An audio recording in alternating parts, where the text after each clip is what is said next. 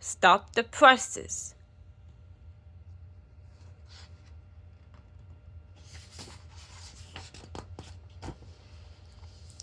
SpongeBob ran out of his house. Patrick, he called out, we're going to do the greatest thing we have ever done.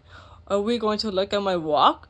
Asked Patrick. No, said SpongeBob. We're going to start our very own newspaper.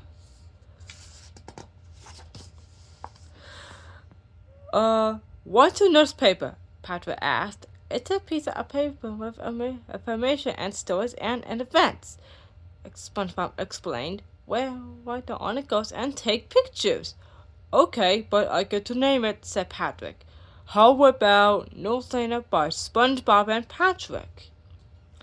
Here's a camera, said SpongeBob. Go all over Bikini Bottom and take pictures of amazing things. Gotcha, said Patrick. What are you going to do? SpongeBob smiled.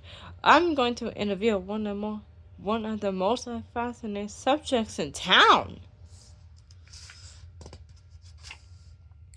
SpongeBob interviewed his pet snail, Gary. Now, Gary, may I call you Gary? Asked SpongeBob. Meow, said Gary.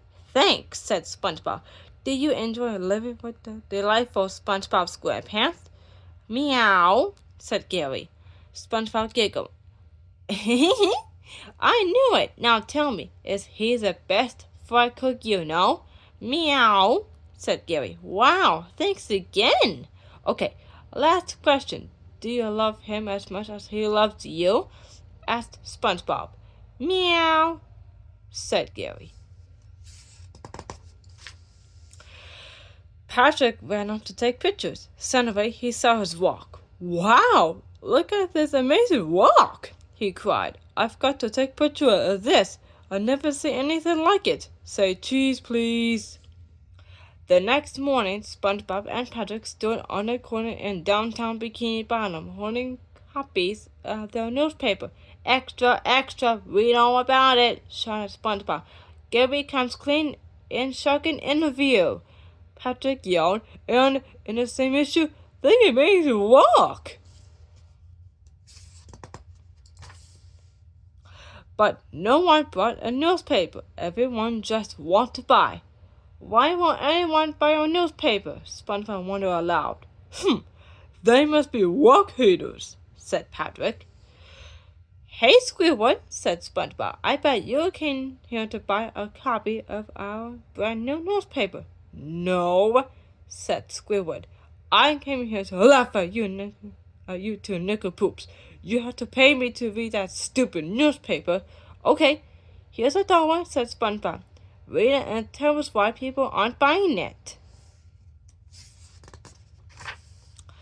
Look, this is boring, said Squidward. Who wants to read about a snail or look at a picture of a rock? But it's an amazing rock, said Patrick. Squidward shook his head. People want to read juicy gossip and see embarrassing photos.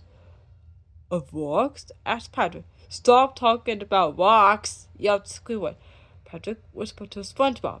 He must be a rock hater too. Squidward is right, said SpongeBob. We've got to get the dirt on everyone. Okay, here's my shovel, said Patrick. No, not that kind of dirt, Patrick, said SpongeBob. We have to find out everyone's deep, dark secrets. Later that night, SpongeBob and Patrick went to Mr. Krabs' house and peeked in the window. Mr. Krabs was putting dollar bills in little beds, kissing them goodnight. Sleep tight, my little loves.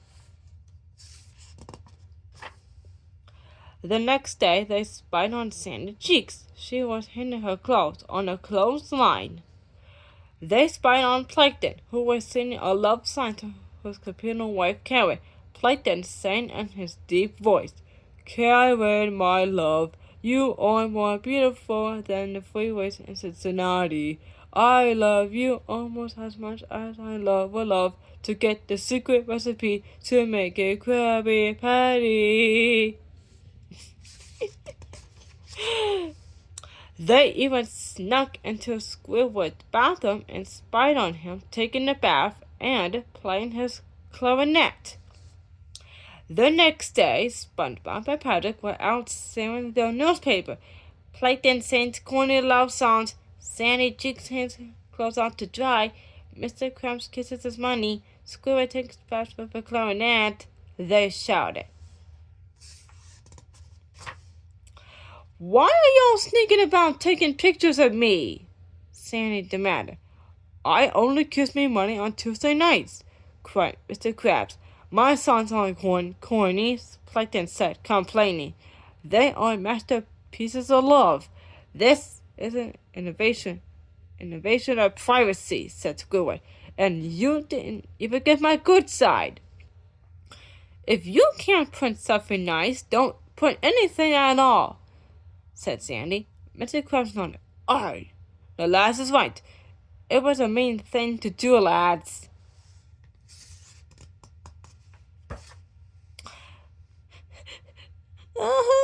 "I'm sorry," cried SpongeBob. "We didn't mean to hurt anybody. We just wanted to sell a newspaper. We won't do it anymore. We should have stuck with warthogs," Patrick said, sobbing. "We're getting out of the newspaper business, Patrick," said SpongeBob. "But what are we going to do with all these newspapers?" Patrick asked. SpongeBob snapped his fingers. "Don't worry, I got a great idea." "Paper hat here," shouted SpongeBob. "Come get your paper hats." "Hats for sale," yawned Patrick. "Perfect for wearing while looking at rocks." SpongeBob laughed. "Patrick, I think this is the beginning of a very successful business."